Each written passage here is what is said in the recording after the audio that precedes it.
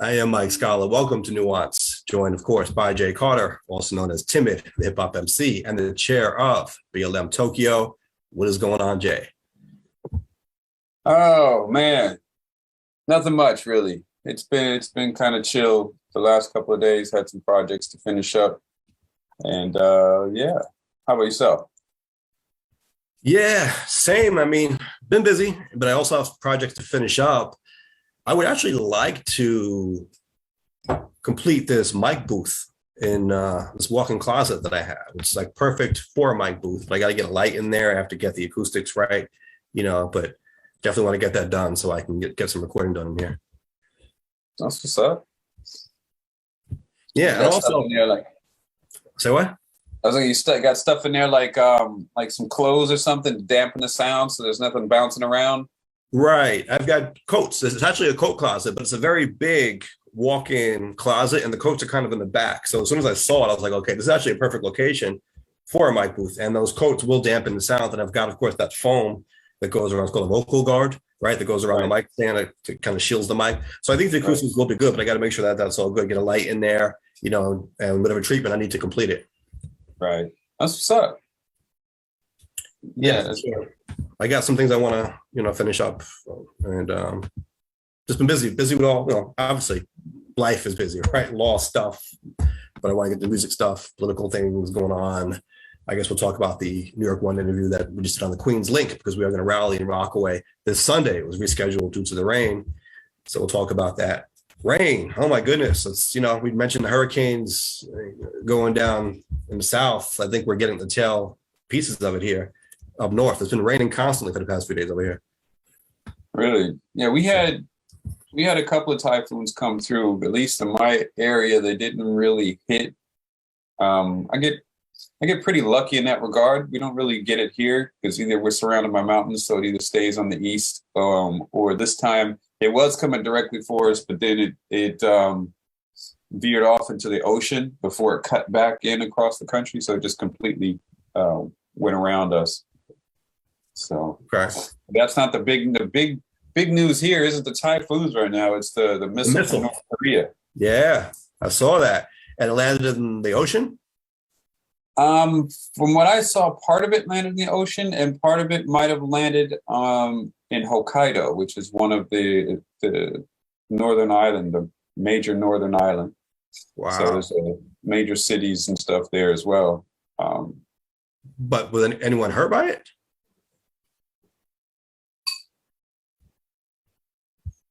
Looks like Jay froze into oblivion. Hope he's all right. I'm sure he'll be joining us back in a few minutes.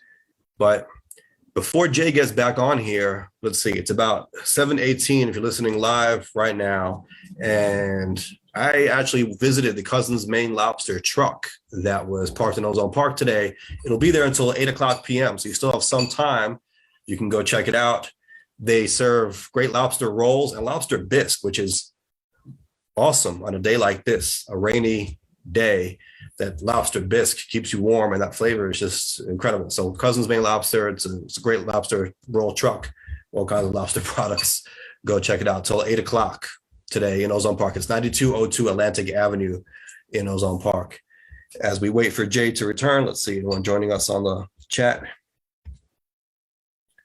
Not yet. It's been a slow, kind of rainy, depressing few days. Okay, here comes Jay once again. There we go. Yeah.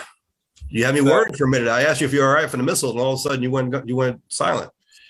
Yeah, it's EMP. Kim Jong is going crazy. No, it looked like from what I saw, and that was early on. It seemed like the majority of it went into the ocean, but something might have dropped on the island. I don't know specifically. Okay, that's a scary situation. Huh? That's a scary situation. I'm sure there are people having some intense discussions right now in the U.S. and in Japan,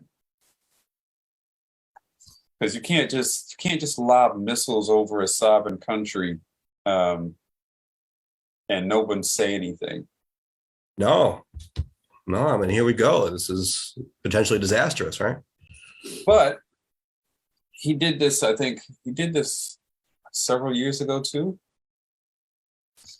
I don't know if it went over the country though, but I think it did go into the sea that's in between Japan and Korea, North Korea.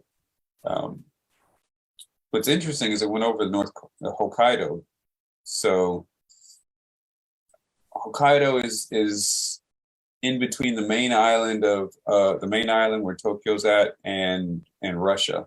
So, he could be playing a dangerous game there. Playing with fire. Yeah. But like I said, he's done this before. So we'll see what happens there. I guess that would be round 2. Yeah, I think that the last time, Tokyo actually has a missile defense system, which just kind of sounds kind of random, but there seems to be a missile defense system there. And last time it became activated, if I remember right. Well, speaking of round 2, we're going to try the QueensLink rally again on Sunday, this coming Sunday, October 9th, because of the weather. We tried to do it on October 2nd, this past Sunday, and that wasn't going to happen. The weather was terrible, like we mentioned. So it looks like we're in for better weather this coming weekend, and I hope to see everyone there. It might work out better because there are some people who weren't able to attend the first time around, even weather permitting. They had other events that some people were out of town. So we do have a lot of response for this coming Sunday's rally. Should be a big one. We have elected officials confirmed. I know that the borough president is going to send somebody. It's on Senator Sanders' calendar. Stacey Amato, our assembly member, is going to be there. The council member is going to be there. The council member from the other side of Rockaway, Selena Brooks Powers, is going to either be there or send someone, because this is really not just a one side of Rockaway issue. It's an all of Rockaway issue, and beyond that, it's a Queens issue. It's a New York City issue. And so even the public advocate, unfortunately, the public advocate has a prior obligation this coming Sunday. He was going to attend last Sunday, but I think he's going to send someone, if I'm not mistaken, as well. So we're trying to get as much representation there as possible throughout Queens and throughout the city to show that there's a lot of public support for this and the people. It really is about the people showing that transportation must be a priority. Yes, there is a plan now to build park space along the Rockaway Beach Line right away. That's fine as long as it's done in a way that doesn't compromise rail service. The MTA CEO said that the MTA is all for this. They want land held for transit as well, but it's up to the city. It's a city-owned asset. And so that's the message for this rally. The people have to let the city know, that's the mayor, that's people making the shots for the city council as well, that land has to be held for transit, and we want transit considered in this plan. We don't want any park plan built or designed in a way that's going to stop us from getting our train. Sounds like, still some work to be done, but the people definitely should show up and show them like, hey, this is what we want. That's what it is. And that's what I said when I was interviewed on Inside City Hall this past week. It was actually on Thursday. I was on the show, and I made that point that we have to meet the priorities of the most people here and what is going to benefit the people. Transportation. I truly believe that if you were to poll most people out there, they're going to tell you transportation is more important. I mean, a park is great, but who really benefits from a park? First of all, you have to be able to get to that park. And people in the Rockaways, people in South Queens, people from many parts of the city can't even get to that location now because transit is so bad. That's the whole point. So even in Forest Hills, people say a lot of the opposition for the train comes from Forest Hills. I bet you if you were to ask most people in Forest Hills, they're going to tell you they want better transportation too. There's just certain groups of people who block it, but ask most people. And that's why it's so important to get the public involved in this, because this can't be something that happens behind closed doors where only a small number of people are involved in the decision and they think it's all good and move on to the next thing. The people have to speak loudly that this is something that we all collectively demand. And that is how we will have our voices heard. And that is how we will see the result that we want. Right. And generally opposition to a lot of things can be a small vocal minority, because people usually speak up when they're against something instead of when they're for something. And so if that's what's the only voice that's coming through, then that's going to be what is viewed as the opinion of everybody. Right. And you know what? You said it, that sometimes it takes an enemy, so to speak, or some kind of opposition, something to be against in order to get people to speak up. Well, now, in a weird way, we kind of have that because we have this impending park plan. We have people pushing for this Queens Way project. Well, now it's imminent. Now it's something that's going to happen soon. Now we need people to speak up, and maybe this will be the event, so to speak, that motivates people to say, okay, now it's time. It's do or die time. It's now or never, right? We only get one shot at this. Let's not mess this up for everyone. Let's make our voice heard now, because it is hard when you have a plan that, let's be honest, people have been fighting for the train for years, for decades, since 1962 when it was deactivated. So you're talking 60 years now. People have been fighting for this. And so where is the urgency there? If it's a 60-year fight, it's easy for people to say, yeah, people have been fighting forever, whatever, maybe I'll show up, maybe I won't. If not now, maybe next year I'll be there, maybe in 2 years. There's no real urgency, but now there is, because now the city announced $35 million to build phase 1 of the park. So now we have to speak up. There's no choice anymore. Our back is to the wall. We have to speak up. And maybe that's the silver lining here. Maybe that is what will motivate people to really stand up together collectively as not just the Rockaway community, but as a city, to say, no, Queens and our city needs transit, and let's not screw this one up. So here's the information. It's the QueensLink Rally for Transit Equity, and it's going to be this Sunday, October 9th at 2 p.m. on the boardwalk and Beach 92nd Street. And I urge everyone, please, please, please come by if you can, just to show your support. We need more people there. I mean, of course, we need people speaking and participating in all kinds of ways, holding up signs, but at the bare minimum, please just show up, just be there, lend your body to the rally to show that the people are here standing for this issue. Yeah, absolutely. And while you're out there, get your videos and your pictures and spread it on social media to show that, that you all were there, that, this was a happening. And so to get more attention. Right. And there will be other events. By the way, shout out to Khalil Anderson, he's a family member as well. He said that he will be there this week. So like I said, we do have a lot of support and a lot of public support. I also mentioned this when I was on New York One last week. 15 elected officials in Queens and 2 community boards signed a letter to the mayor and the governor asking for the transit component to be considered here. So this isn't something some small group of people, it's not Mike Scala and some friends saying we would like a train. This is a lot of political support throughout the borough, throughout the city.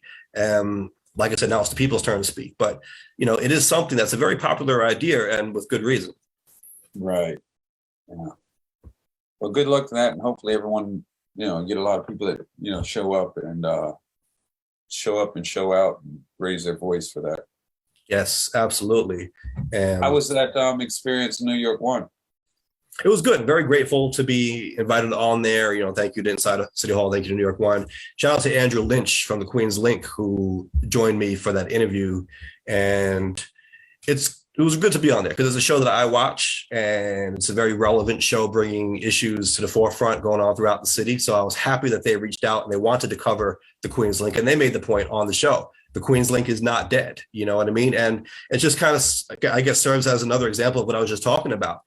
Now we're on New York One, right? We've been fighting for this for how long? Forever. But now we're on TV. Now we're getting the press. Now we're getting the attention. Why? Because now it's a pressing issue. Now we have this battle that's materializing. And so we have to make the most of it. And, and we did. I think it was a good interview, a good segment.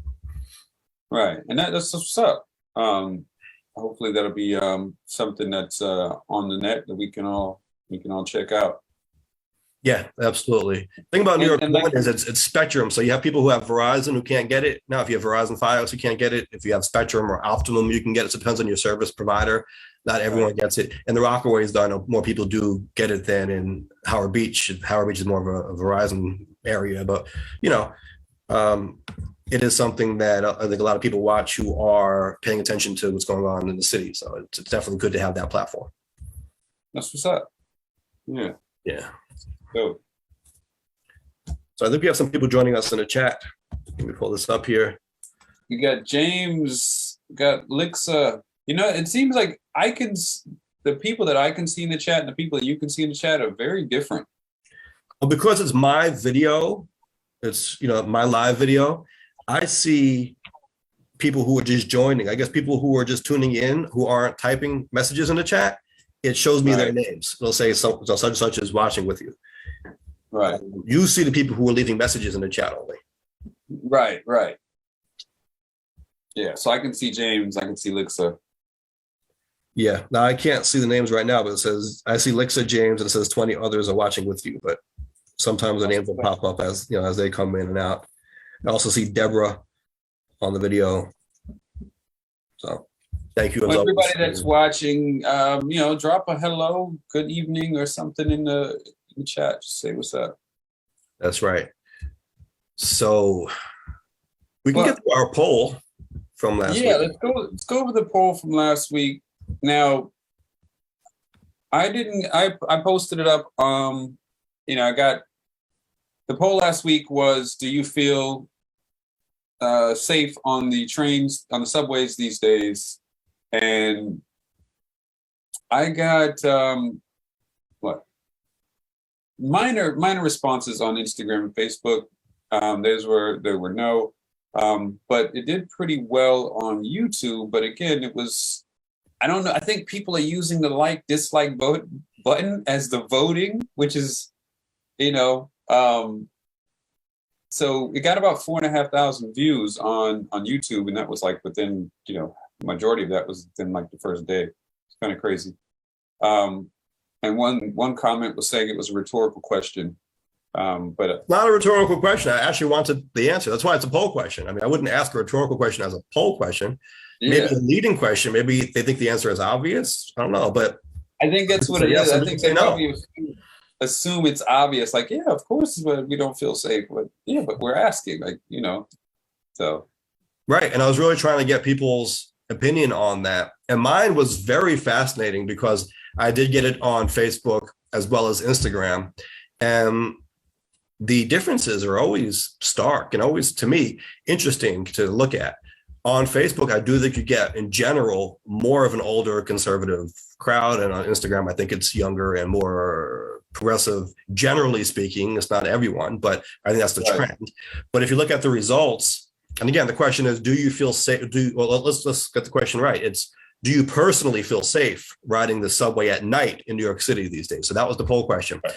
On Facebook, it was 100% no. They did not feel safe, 100%.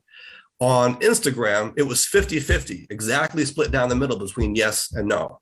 And then when you add them all together, not just averaging percentages, obviously, but adding all the votes together, it ended up being 75% no and 25% yes. So I thought that was an interesting breakdown as well, how evenly split that ended up being between the two platforms and then together as a whole. But it was 3/4 of the people saying no, they did not feel safe on the subway at night. Yeah, that's a high percentage for sure.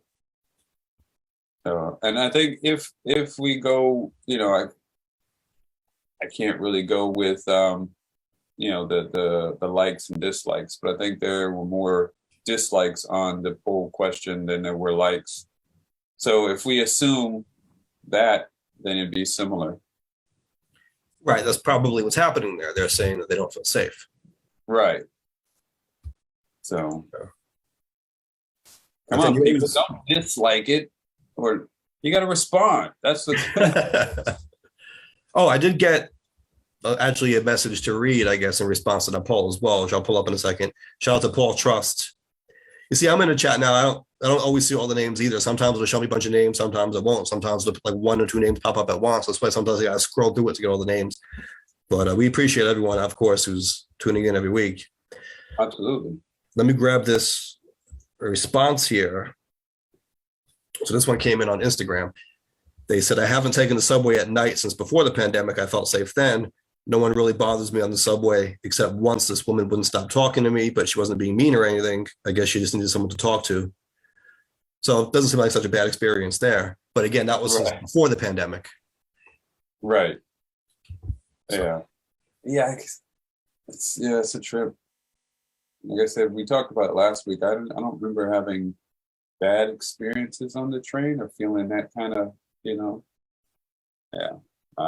Well, something needs to be done about this. And then the whole question that we discussed last week is what, right? And also, to what extent are these short-term solutions, and to what extent, or what are the long-term solutions here? Because we can't rely on the short-term Band-Aid solutions. Then we're just kind of throwing resources at the problem, but we're not solving the problem. We're just spending resources trying to patch them up as we go along. Absolutely. And that's not going to ultimately solve anything, just throwing stuff at it. Right. Well, Nixa said they're adding more cameras in the subways. Cameras don't work for EDPs. I'm not sure what EDP. Emotionally disturbed persons. Okay. That's a new. Right. I mean, like a camera. I guess her point is a camera is not going to deter someone who's of that mind state or emotional state, which I'm sure is the case. You know, maybe it can deter others. Maybe it can just help solve some of these, and you know, maybe find the people responsible in some cases. Right. Yeah. So. But you know, I think we just do a lot, right? And we do need the short-term solution. I mean, I would put cameras and more of that short-term pile, but that's not to say we don't do it. You still do need to have short-term responses to respond to the issue in the short term, right? You can't just say we're going to handle this as a long-term problem and then let the chips fall where they may in the short term. No, because that's going to cause more harm in the short term. You want to be able to address that while also thinking long-term and thinking, okay, what is a way to prevent this from happening in the future, or to mitigate it, or to have less of it as we go forward? Right. There's got to be other ways to do, and it's whatever, you know. I don't know what the numbers or statistics are on what it is that people are not feeling safe over. Like, is there violent attacks happening? Is there crimes happening? Is there, mentally disturbed people? This type of things. But it's all of the above, really. But there are a lot of emotionally disturbed people who are doing things like, pushing people in front of the trains and things like that too. Right. Yeah. Seems like that's another point for, addressing mental health issues in the public, Right. And they need more funding and more mental health programs in general. Right. And more ways to recognize, mental health issues or things that might lead to or cause breaks in mental health. People are overworked, they're stressed, they're,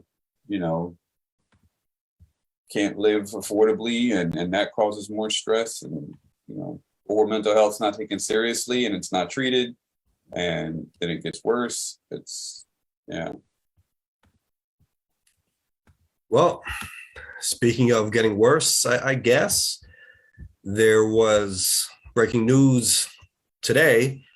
A lawsuit was dismissed that challenged New York City's outdoor dining program. And some people are saying now what was supposed to be a temporary measure during the pandemic is becoming permanent, and it's making things worse in terms of clutter and taking up space on New York City streets. Obviously, it takes away parking spaces and makes it harder to drive in certain areas.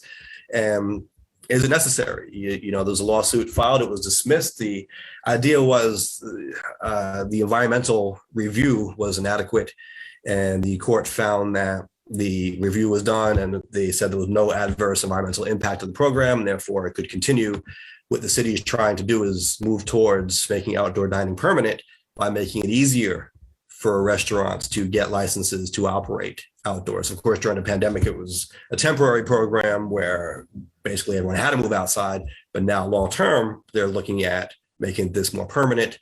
Some people think that that's a problem, and it's, like I said, it's just causing clutter in the city. Yeah, we were talking briefly about this beforehand because I didn't really understand what the program was like. So I'm looking at Manhattan, or even different parts of the city, different boroughs where you have the restaurant. It's the door is right there on the sidewalk, and then from beyond the sidewalk is the street. There's really not much extra space to add things. In some parts of Manhattan, the sidewalk's fairly wide and whatnot. But so you're saying they added space in the street, or they took up the sidewalk? In many cases, first of all, they do have seating on the sidewalk a lot of times, but they also build these sheds. I'll put a picture up. I mean, everyone who's been in New York since the pandemic knows what we're talking about, but they're shed-like structures, which oftentimes are in the street. So it would be where the parking spaces would be, typically in the street. Okay, so the restaurant. Okay, so it's not taking a lane out of the street; it's taking the parking out of the side. Parking. Yeah, right, but oftentimes there aren't actual parking lanes, right? I mean, people park on just on the edge of the street, and And this is bigger than the width of a car. I'll pull up an image here. Right. And so if they do that, then, I mean, obviously the street's going to become more narrow, and there's going to be like, are people having to weave in and out of these things? Like it's right. But did you see it on the screen right now? Yeah. Yeah. So you can see, I mean, that's pretty sizable. It's like a restaurant outside. Now imagine that on both sides of the street. Maybe not exactly in the same spot, but if there's one a little bit next to it on the other side. Right. So then the street itself is going to become much more narrow or undrivable on certain areas, certain streets. Right. So, and like I said, parking is an issue too. Now, obviously there are different parts of the city. So Manhattan parking was always difficult on the street, but you still could find it from time to time. Now it's becoming much more difficult, but even outside of Manhattan, think about Queens. I mean, you see this in South Queens as well. Parking is a big issue. You know, driving is an issue. We talked about how people rely on cars and getting around through vehicles in this part of the city. So what do people do? I mean, if all the restaurants have these sheds or outdoor structures, is that going to become a problem? And does this represent another step in the movement to just get away from cars? Because I think that's what you're seeing here. I think you're seeing the people who are suing and the people who are advocating against it on that side. Hey, you're attacking all of us who have to drive, and the people on the other side saying we don't care. We think we should move away from cars anyway. We would like to get rid of streets and replace them with restaurants and pedestrian plazas and bike paths. Yeah. So right now the program is, I mean, well, I guess during the height of the pandemic, it was required that people eat outside. Now I guess people are able to eat inside. So this is kind of it's not a requirement, right? Some people want this to be permanent option. Some people are like, okay, let's get rid of this and let's clean the streets back up. Right. And the issue is, how easy do you make it to get a license or to allow an establishment to have this kind of structure? And they are trying to move away from the sheds eventually and replace them with what they call open air seated areas buffeted by thicker barriers like planters and things like that. But nonetheless, you're talking about structures basically in the street or blocking sidewalks, blocking streets. Obviously, outdoor dining is not a new thing, but now it's become normalized since the pandemic. And if all of the restaurants in the city can very easily do it, and there's not going to be an issue with taking up part of a street, that could be a problem for drivers. Yeah, I could see that. I'm curious. Like, so now it's taking up part of this. It's going to take up part of the street, or it's part of the sidewalk. So you're going to have not only less room for cars, but also for pedestrians. Are they going to charge the establishments for the extra space they're taking up? Is that a way to add, like, you know, your restaurant had 100 square feet.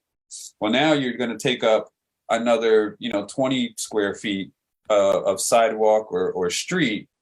So are they going to try to tack on? No, what they're really doing is they're saying, all right, this street now cannot be navigated by cars. Great. We're not going to punish the business for this. We're going to shut down the street and say, yeah, now people, if they can't walk on the sidewalk, they can just walk through the street, and you have restaurants with outdoor seating on both sides of the street. That's really the mentality that we're getting from the city and from those who advocate for this arrangement. Those on the other side are saying, what are you doing? You're just destroying our streets. Right. Now, the thing I see with it in the chat, it's a mention that some restaurants block pedestrians. She said on Cross Bay, I walk through people eating at a restaurant. In that case, that's a sidewalk. Right, the sidewalk. For safety reasons, as far as, the air and whatnot and distancing and whatnot, walking through people while they're sitting down eating is not really a good look. Right. I agree. It's messy. And you know what? I personally, maybe I'll catch some flack for this. I'm not the biggest fan of eating outside. if it's an ideal situation, like if the weather is beautiful and it's not very windy and it's not humid, and if it's like very comfortable, fine. But most of the time, it's really not. I mean, usually it's either too hot, too cold, too windy, too something. And there's bugs then if the weather is too nice. You know what I mean? Like there's always going to be something to me that makes it less than ideal. I would rather be inside where it's more comfortable. You can have an air conditioner if it's hot outside, whatever it is. It could be climate controlled. It could just be a more pleasant dining experience to me. But then again, I wasn't one who ever loved to picnic either. I don't like going hiking. Like I don't really like the outdoors. Some people do. Right. Yeah. No, I get that too. I don't often like to eat outside. It depends. Of course, like I said, it depends on the weather. It could be too hot or windy or whatever. I don't want to sit outside for the sake of sitting outside, and I've got to put my glass on my napkins to keep them from blowing away. Like it's right. We already solved this problem with indoors. Right. Like what? Yeah, exactly right. What is the benefit of this? I mean, just to say you ate outside, I don't get it. I don't get the appeal. I remember when I was clerking and I was in law school, I was clerking for the teachers union in the city. They used to go down, I forget if it's Battery Park, but it used to be the park, I think it's Battery Park. Someone correct me if I'm wrong. The park down by Wall Street where you can see the Statue of Liberty right on the water there, like where those Geico commercials were filmed. We would go down there and we would get food like on our lunch break. We would all get food, and all the other clerks loved going down to the park and sitting on a park bench and eating the food. It's like a picnic. I'm like, but that's not comfortable to me. Like you have the food now in your lap and you've got a drink over here and it's windy. And it's like you're trying to keep it all in front of you. And what is the benefit? And, and now you're sitting like right by you're right on the water. So I get a nice view. I get that, but that causes more of a breeze too. And it's just not comfortable. Yeah. I want a table. You know what I mean? Like if I'm going to sit down and eat, I want a nice table where I can put the food down and enjoy my meal. I don't want to eat in my lap. Yeah, I get that. I've had those experiences. I mean, I understand the appeal of it as well, but yeah, sometimes it's just like, okay, let's just go inside. It just depends. It depends on the weather. But yeah, so yeah, that's crazy. Yeah, and I actually had that experience this past week where I was with the group of people on Cross Bay. Like I mentioned, Cross Bay was a restaurant on Cross Bay. I prefer to eat inside, but someone in the group didn't want to. He wanted to eat outside. So I said, all right, I bit the bullet. We ate outside. And it was fine. I mean, we had a table. This wasn't like eating in your lap. It was nice. But, there were some bugs and it was a little cold. And just, to me, I would have preferred to be inside. Right. You have to like fight off bugs trying to get into your food. And it's a nice meal. You're spending a lot of money on some nice dining. You don't really want to like fight off bugs trying to fly into your food when you're eating it. Right. That's just me. Yeah. Yeah, I think it's going to be a little bit of a pain point, I think, because this plan is something that was born out of necessity in a crisis situation. And so the architecture of the area was not, designed for it. So there's not space that, or the proper design or whatnot for it. So it's going to look a little, a little cluttered and whatnot. And could be less than ideal. Yeah, and you know what? I think the issue is overdoing it, right? Like you're making this a program where essentially every restaurant does it or is able to do it very easily, because during the pandemic, it was a necessity. And so many restaurants— We're still in a pandemic. Well, the president said we're no longer in a pandemic, but nonetheless, I take your point. But at the height of COVID, they all built these structures because they basically had to. And now they're there, right? Like, what do we do with them now? And so these restaurants would like to be able to keep them, especially if people want to continue to eat outdoors.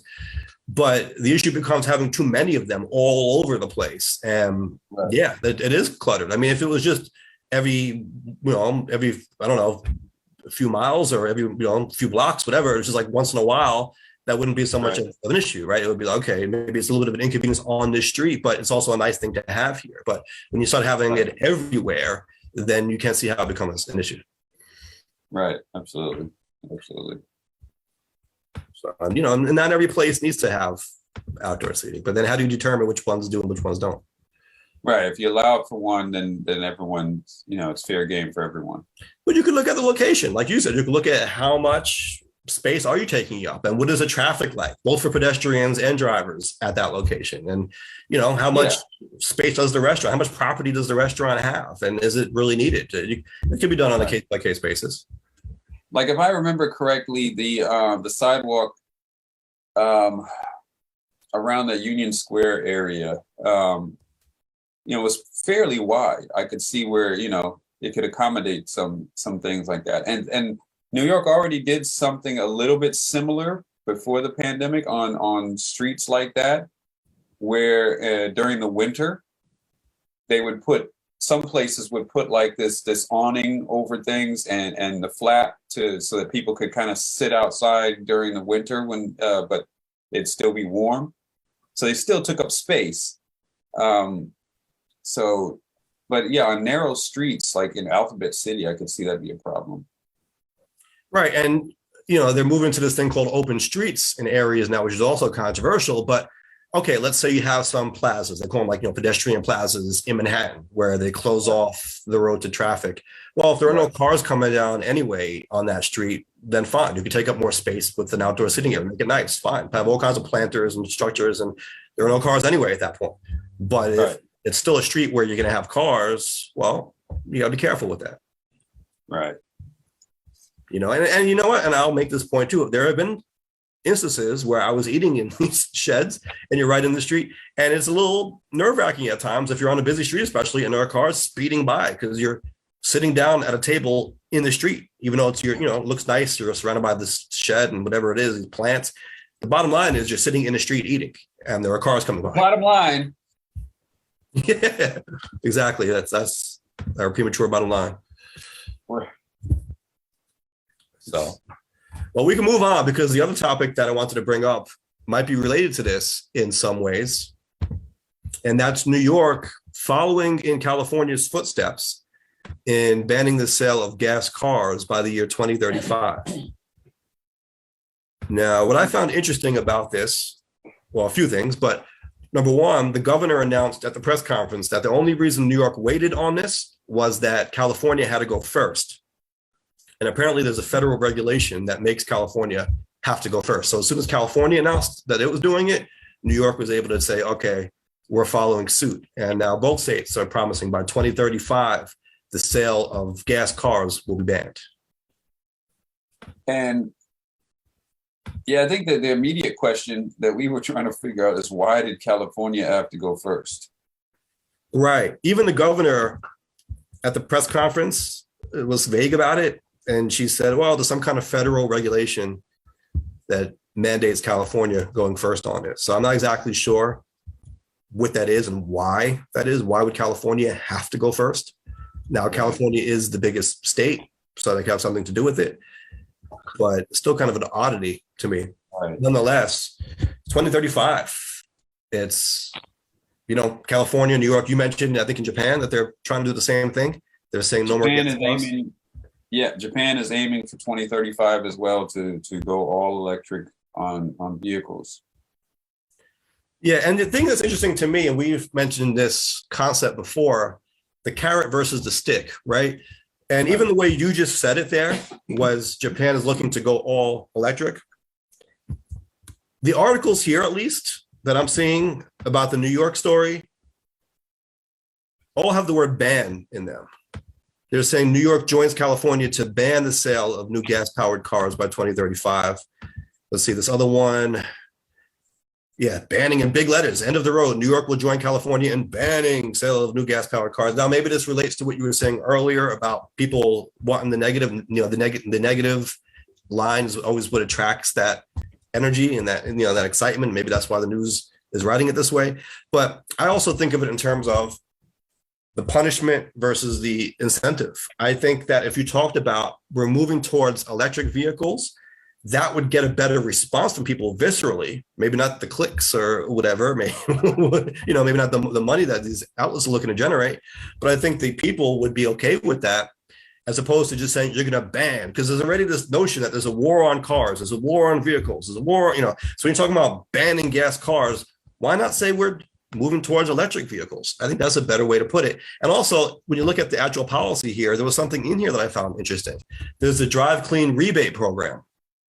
that the governor announced, $10 million as an investment towards the program, which gives people rebates when they buy electric vehicles up to $2,000. And I think you can probably do better than that. And it's going to be an issue of, can people even afford this stuff? But I like the idea of incentivizing. This is my bottom line. When you gave me the bottom line, incentivizing good behavior as opposed to trying to punish what we consider bad. Right.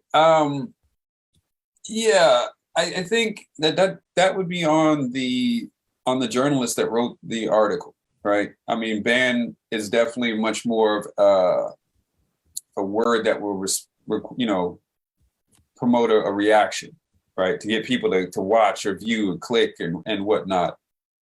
I guess it would depend on whatever the actual ruling said versus what words the journalist put down on the paper. So like I said, for the Japanese plan, I looked at it from a trade government site, and they were saying that, they've set a target by 2035, all new cars sold will be environmentally friendly, all eco cars are clean energy or CEVs. So they'll be, electric vehicles. So I think when you're talking about journalism versus an informative type of site, one's going to go a little crazy with the adjectives. Yeah, but I also think it's a cultural difference between Japan and the US. And I don't think it only falls on the journalists. I think that this is what the powers that be here in the US and in New York are saying. This is how they're talking about it as well. And this all fits with that narrative of punishing drivers, right? I mean, even when Bella was on here recently, she said, why aren't we talking about moving towards electric vehicles? And we kind of are talking about that, but we're not, right? I mean, it's the headline. But again, not just the headline from what the journalists say, but when the governor does a press conference, what is she saying, right? How are you describing this? Are you saying we're going to move towards electric vehicles, or are you saying we're going to ban the sale of gas cars? Because that's how it's being presented here. We're going to ban the sale of gas cars. And you know what? Environmentally, I think it's a good thing that we do need to move towards electric vehicles. But how are we doing that also? I mean, are we just talking about banning? Because that's the thing too. If you just say that this policy is to ban the sale of gas vehicles, that doesn't get us to electric, because as I said, electric vehicles are much more expensive, and then you need the infrastructure as well. You need the charging stations. You need to be able to set people up to have these electric vehicles. So you can't have it just, we're going to punish the bad. What are we doing to replace that with, and how are we doing it? What is it? That's what the focus should be. That's what the conversation needs to be. Where are we moving towards? Not what are we moving away from? I think, we've seen a proliferation of electric vehicles in the past, I guess, 10 years or so, hybrids and then all electric. So you would expect, we're talking 2035, it's, easily another almost, what's it, 13 years. So the infrastructure, I'm sure, is going to expand.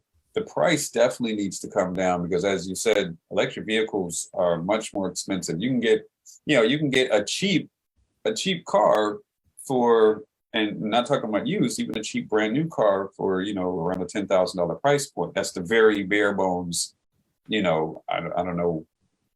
Is that not even Ford Focus? No, what is that? I don't know. But I've only seen electric vehicles around 30K. That's a huge difference. So how is it going to deal with people who can't afford that? If that's the only thing that's going to be sold. And then, of course, what about I'm sure charging stations will proliferate. Not worried about that, but. Well, you're not worried about that? I am. I'm not going to just assume that that's going to happen, especially if we're only talking about banning gas cars. What is the plan to have more charging stations? And I'm not really seeing that. I know we have some time to do it, and I know that there are milestones that they're trying to set, but are we able to get there? I mean, is infrastructure going to support that by 2035 to make it so that everyone can do it conveniently? Well, I mean, you would hope that when 2035 got there, that whoever's in charge at the time, takes a look at the lay of the land and be like, okay, look, we may not have met the target yet, so we're going to have to delay this.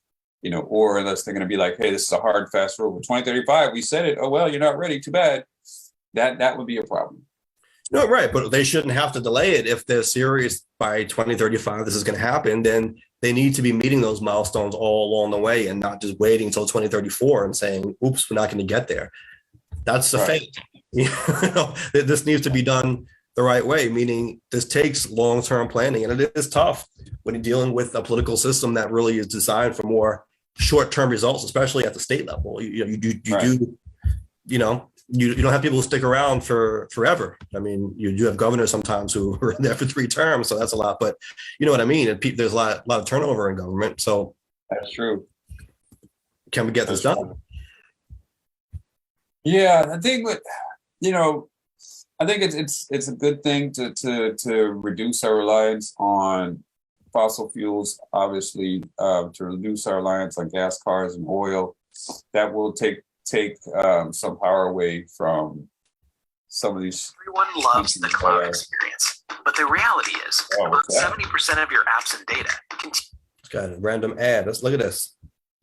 I did not authorize that ad. I'm trying to read an article on banning gas cars and commercial things. How dare they?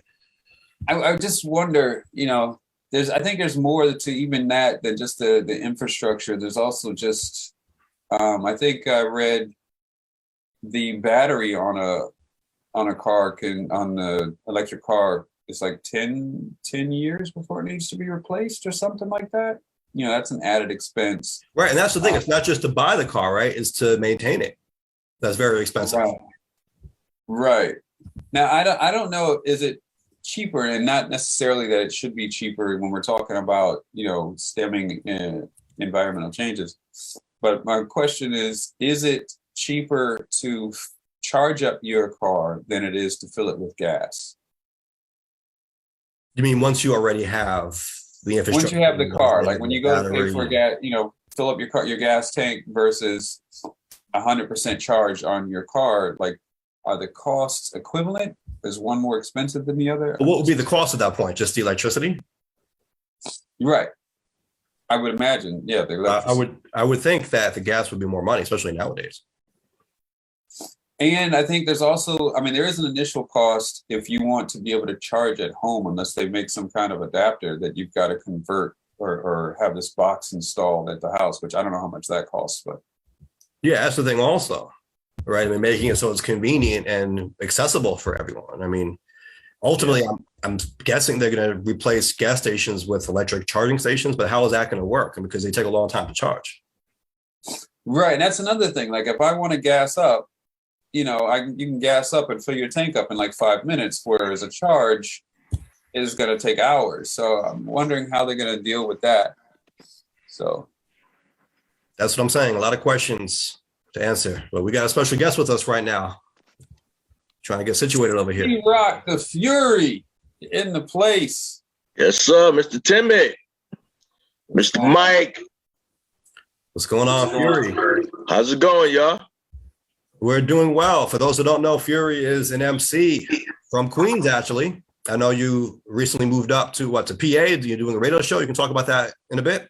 But we go way back with hip hop, and I know you live in Rockaway, so you're a local guy. You're familiar with a lot of the stuff that we're getting into here.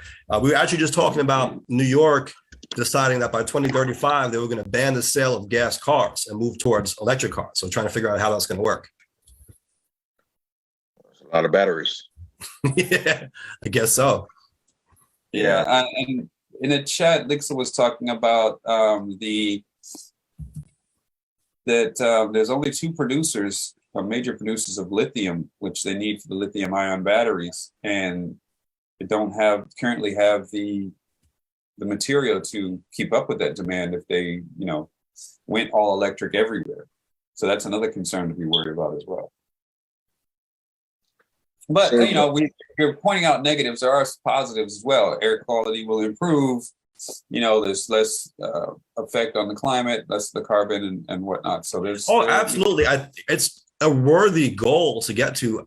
I just don't know if we're really there. And people say, well, 2035 sounds so far away, but it's really not, considering where we are now. Like, I would like to see us move closer to it before we say we're going to outright ban the sale. I just don't know if we're ready or if we're going to be ready for that drastic of a change, because you really don't see the technology now being accessible to most people. I mean, how many people do you know have an electric car today?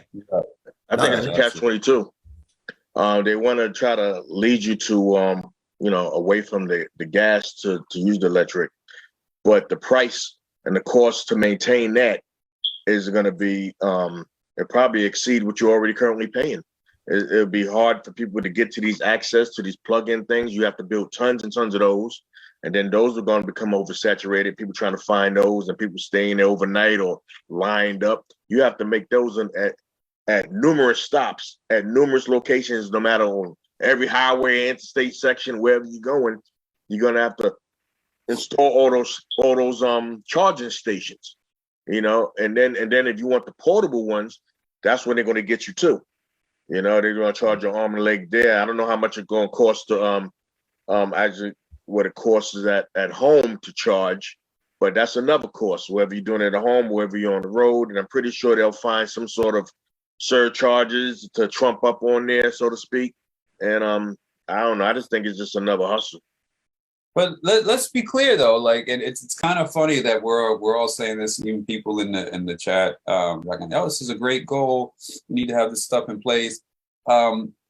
This is probably the exact conversation they had when cars were first brought about. They're like, oh, we're going to have gas stations like every few miles. They're going to have to, like, it's probably the similar situation in that regard. Like, we're on that precipice of something new, and that's going to be rolled out widespread. Probably the similar conversation they had when they were talking about wiring the country for electricity. Oh, you're going to have an electrical station every few miles, and that's just so much. Are they going to be able to do it? So it's kind of interesting in that regard to me.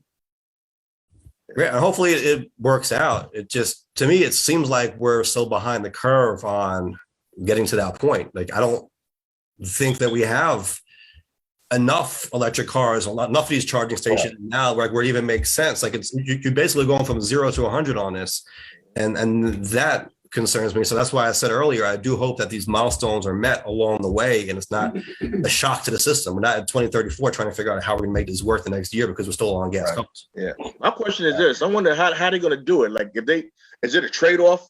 It's like, would they trade in your car that you currently have and then give you an electric car and you pay off the difference? Or do you have to purchase a whole brand new car? And is it going to be different levels of those type of cars? Well, right now you can, right. So right now they have a rebate program where they'll give you $2,000, which really isn't a lot when you consider how much more expensive these cars are. But it's not like it's just a trade-off where you can get rid of your gas car. Maybe that's a good program to look at doing, where you can just say, I'm going to trade off my gas car and get this electric car, but the costs are just so much different. Yeah.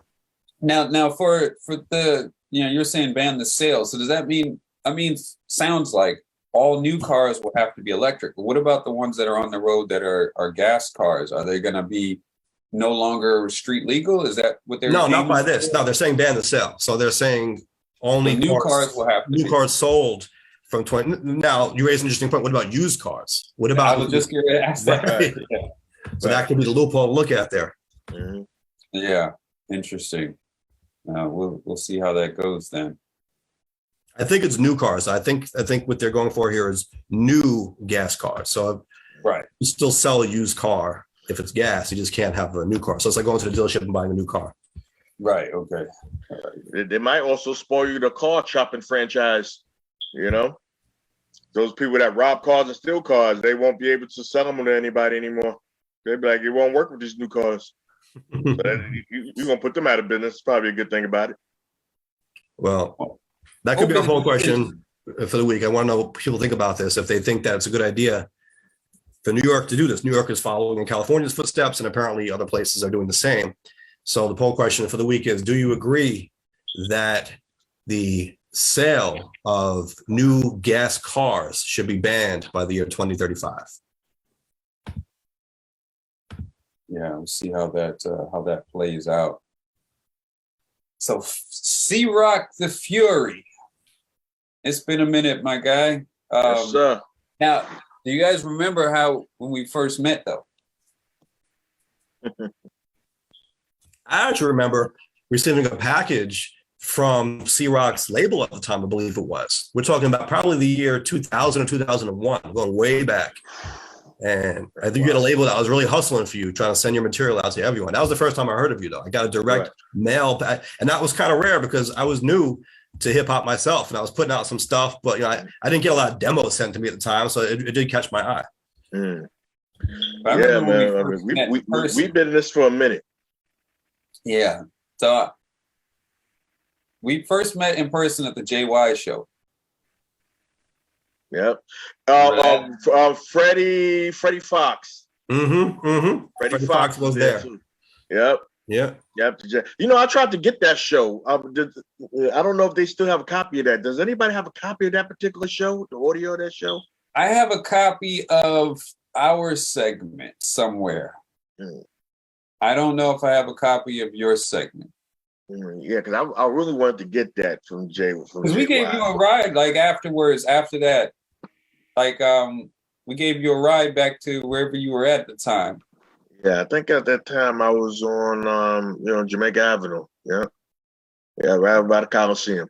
Yeah. I remember that. Yeah. JY show. That was that, man. It's been a minute, yo. Yeah, man. So you're out, you were in Rockaway, but you're out in like PA or Connecticut? I'm in Allentown. You're in Allentown right now. Now you host, from what I understand, you've also been not only you do your MC thing, but you've been a DJ, and now you have a radio show out there. Yeah, a lot of people didn't really know I got my hands dirty, but even back in the days, like a lot of those tracks I did, I was doing cuts on those tracks too. But a lot of people didn't know that. I'm trying to get more into my bag as far as the cutting and stuff. I haven't been doing much microphone performances lately. I've been doing more DJing stuff, so I just been sharpening my swords with that. But I was pretty nice then, and now that they got the digital, I don't have to worry about all them carrying those records and all that stuff. And I'm trying to digitize everything. I got a lot of vinyls that I need to digitize, and I'll probably get rid of those vinyls after a while, because it's just everything is downsized, and I prefer it that way anyway. I'm more comfortable with it. But I can still do the same things on those, probably even better now that I've been on them so much, because I've been on them, the digital ones now more. I think probably more now than the actual original turntables and stuff. But it works. Yeah, it works for me. That. Yeah, I remember those days. Yeah, those days of carrying crates of vinyl and. Oh those man, DJ days, man, they're not light. You talking about gas and emission? To get a van or something like that, or to carry your speakers, your Vegas, and then you have to go to the store and buy 2 sets of everything, and then you have to find it. And if you couldn't find 2 sets of everything, you have to try to find something close or similar to it, and then try to make that work. But that's a lot of money making. Like to buy 2 pairs of records, and then people want to hear 40 or 50 songs a night, and then you want to switch it up, so you got to constantly spend. That's all your food money went there. Like everything we're trying to do, food or clothing we want to rock. You have to decide, I'm going to look fly this time, or I'm going to buy some records. Yeah. Right. I want to ask you about your show though. So is it just playing music? Do you have discussions on there? Do you do interviews? I do. My thing I call Fury Talk, which is basically my blah blah. And I don't sketch anything. Everything is off the cuff, no safety net. So whatever I decide, whatever just pops up in my head, I'll talk a little something before the show, and then I'll get right into it. It's called mixing up the bag. So I literally have no idea what I'm going to be doing. I'll actually be on tomorrow night. I'm on every Wednesday from 11 p.m. To 1 a.m. And let me see. Since it's been raining, what I might do is I might, not sure, but I might just play some songs that have things to do with rain. I might play some I Saw You Walking in the Rain, some Orange Juice Jones. I might play some old classic Singing in the Rain, Tim has got a song called The Rain. Yeah. There's a lot of rain. There's a lot of rain songs. Raindrops keep falling on my head, whatever it is like that. But this rain is kind of depressing. It's been raining for I don't know how many days. I think about building an ark or something, because it's been right. It's like Friday. I haven't seen no sunshine or nothing, man. But I think they're saying Wednesday is going to slow down, or Wednesday, Thursday for sure. Yeah, Wednesday is Thursday. It's been really, really like crazy, but not as bad as Florida.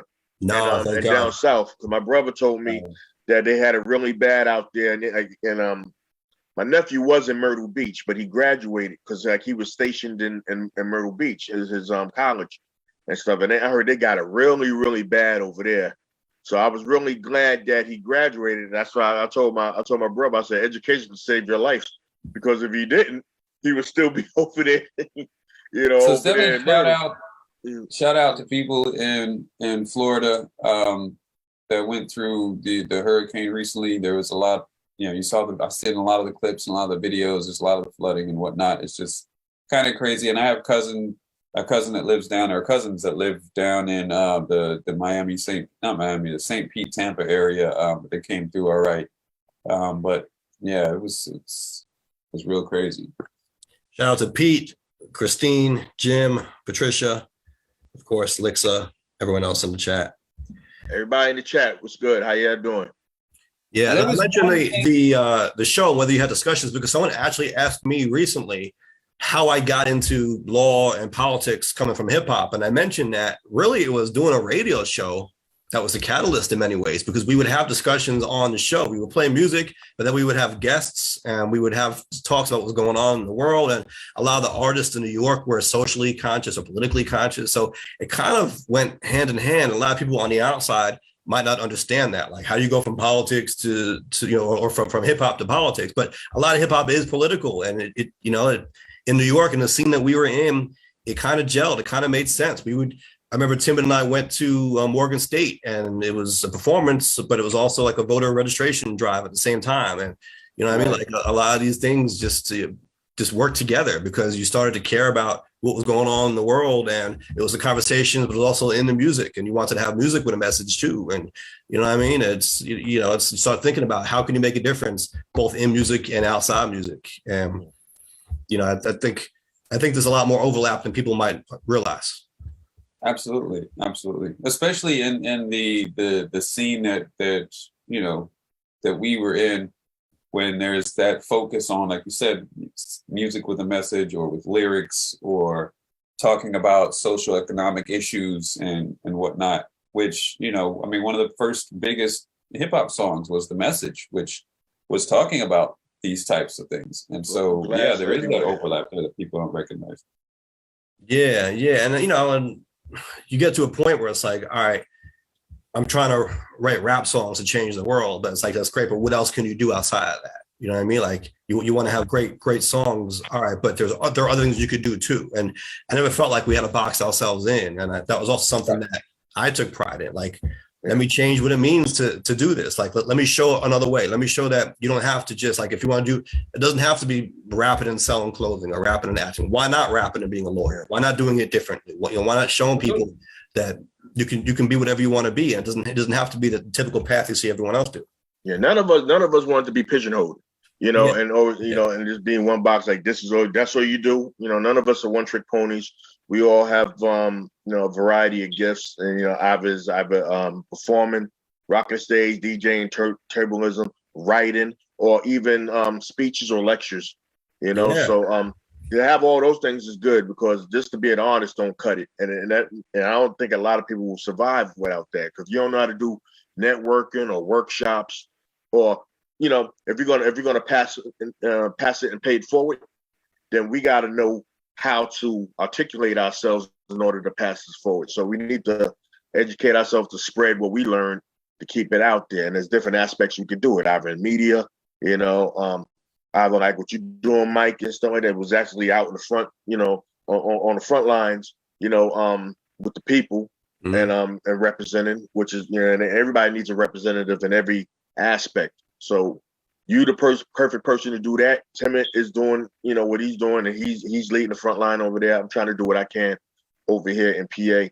And that's what we need to do, man. We can't be no one trick ponies, because we it limits yourself, and we way too talented for that.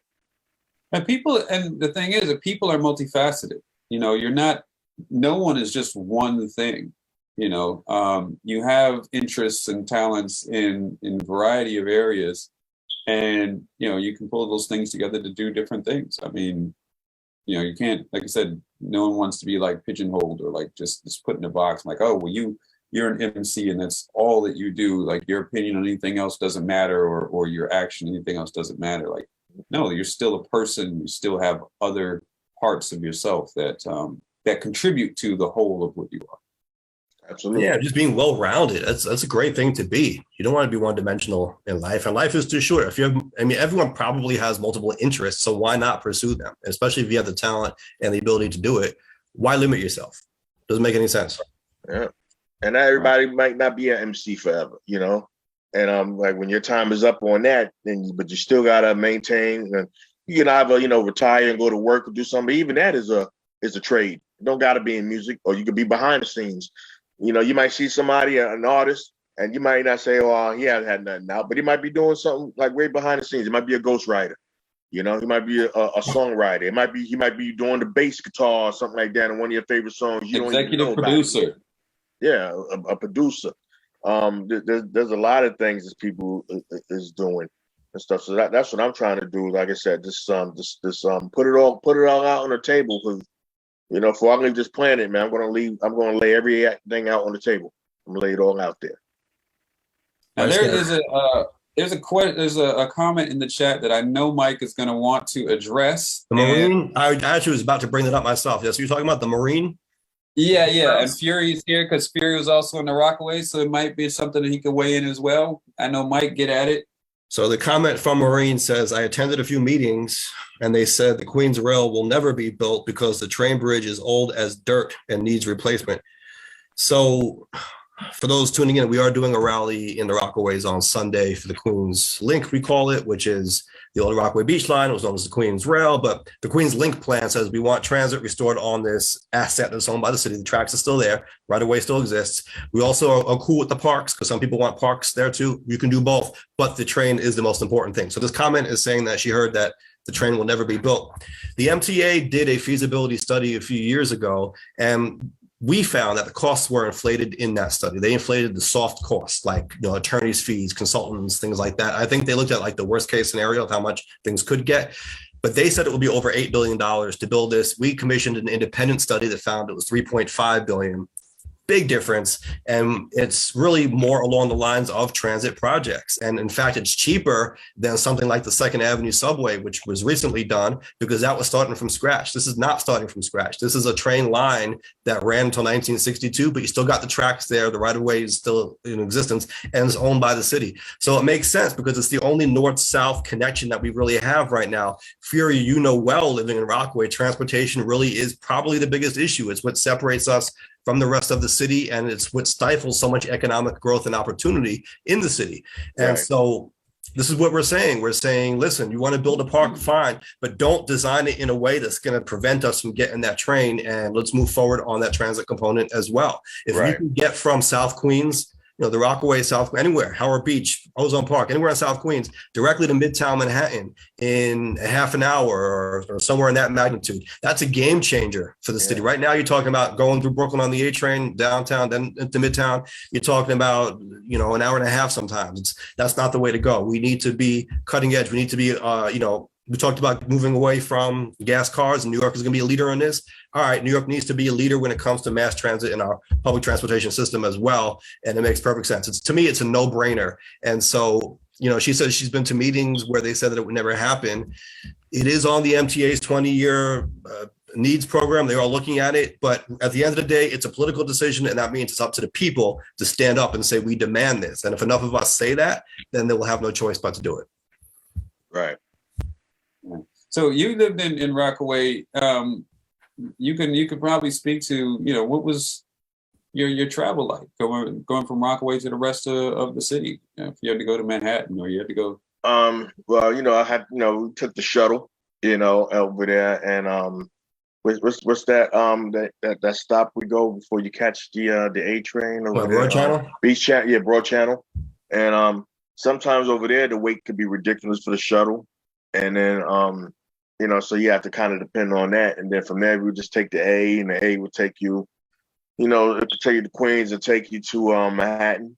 And that's a long ride, by the way. It's a long ride because it snakes through Brooklyn and then it arrives in downtown Manhattan. So if you're trying to go to Midtown, you're adding like another half an hour. Yeah. I mean, and if they build, these these trains and stuff, I think it'll definitely take some of that pressure off and get to the destinations faster.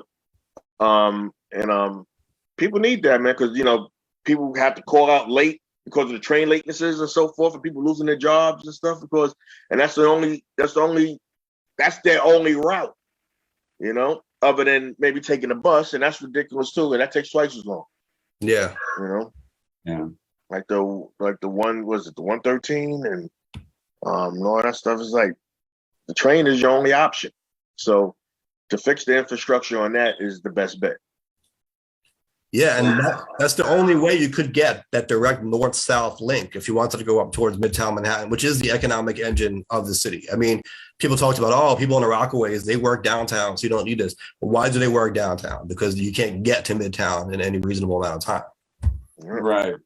They need to fix that for more ferries, more ferry boats going to the city, because that was a good idea at the time. I don't know if they're still doing it, but but the ferry is always under attack because they say, it's heavily subsidized, and there are some people who don't want that money spent on the ferry. I mean, it's all about what people need. Like if people are in a certain part of the city where they don't take the ferries, a lot of them want to attack it, and they say, let's put that money someplace else. But no, you can't dump on us here in South Queens and in the Rockaways. We need this transportation. It's holding us back. It's so amazing how they always have a money issue, but they always have money. It's like they have what do you want to spend the money on? They have short hands and deep pockets. It ain't like they don't have the money. They do have the money. They just don't want to part with their money. And look at the New York City budget. Just for some perspective, the New York City budget, we're talking about $100 billion here.